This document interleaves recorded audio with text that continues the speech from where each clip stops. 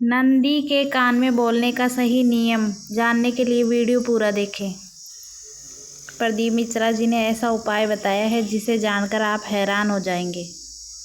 चलिए जानते हैं प्रदीप मिश्रा जी की मुँह जुबानी। के स्मरण में आ जाए। जिसके घर में औलाद नहीं है, संतान नहीं है, जो बहुत बीमारी से ग्रसित है, बहुत बड़ी बड़ी बीमारियां हैं, रोग हैं, तकलीफ है, ये दो व्यक्ति जिसके औलाद नहीं है, कोई बीमारी से ग्रसित है, कोई बहुत बड़ी उलझनों में फंसा हुआ है, ये तीसरा।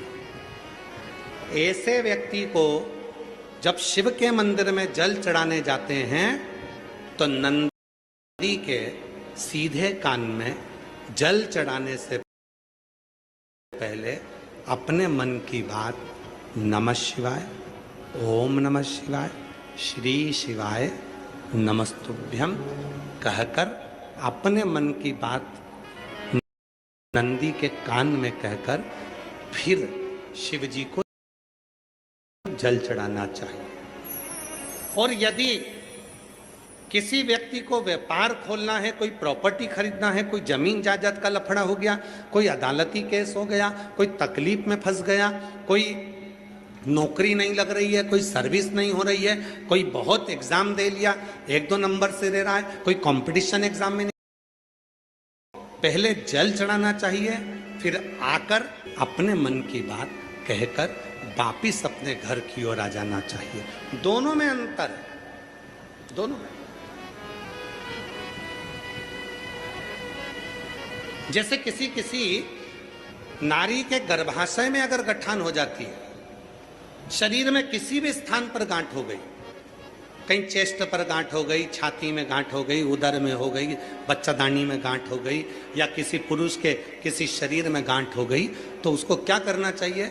शिव जी के मंदिर में जब वो जाए, शंकर भगवान के मंदिर में जब नंदी के उल्टे कान में, नंदी के लेफ्ट कान में अपने मन की बात कहकर नमः शिवाय, ओम नमः शिवाय, श्री शिवाय नमस्तुभ्यम बोलकर एक दुर्वा शिव जी को चढ़ाकर जल समर्पित कर देना चाहिए। पहले बोलना है, फिर दुर्वा चढ़ाना है, फिर जल चढ़ाना है। आती समय उस दुर्वा को उठाना है, थोड़ा सा जल झेल लेना है, मंदिर के ही दरवाजे के बाहर उस दुर्वा को चबा चबा कर खाकर जल का आचमन कर लेना है। लगभग 1.5 महीने कर कर देखो, उसके बाद जांच कराओ, आपकी गठान गल चुकी होगी, समाप्त हो रही होगी, वो गांठ अपने आप समाप्त। को कभी नौकर बनाना चाहता है मेरा भोलेनाथ, ना कभी आपको सेविका बनाना चाहता है मेरा भोलेनाथ, तो आपका हाथ पकड़कर इस संसार सागर से, भव सागर से उन्नति की ओर आगे बढ़ाना चाहता है। वो आपको डूबने नहीं देगा, वो आपको नष्ट नहीं होने देगा, वो आपको तकलीफ में नहीं आने देगा, वो आपको कष्ट की ओर नहीं जाने देगा। वो शिव तत्व है, वो शंकर, वो खड़ी पुताना, मेरा देवादित्य महादेव, वो शिव तत्व है। सुयशा, मैं तुम्हें दासी नहीं बना सकता, सुयशा मैं तुम्हें सेविका नहीं बना सकता। तो सुयशा ने कहा फिर कोई सेवा मुझे दे दीजिए। शिव जी ने कहा सुयशा तुम नंदी से विवाह कर लो, और नंदी से विवाह कर कर तुम नंदी की धर्म पत्नी बन जाओगी, और नंदी की अगर धर्म पत्नी तुम बन गई तो जिस जगह पर नंदी मेरे मंदिर के बाहर बैठा रहेगा,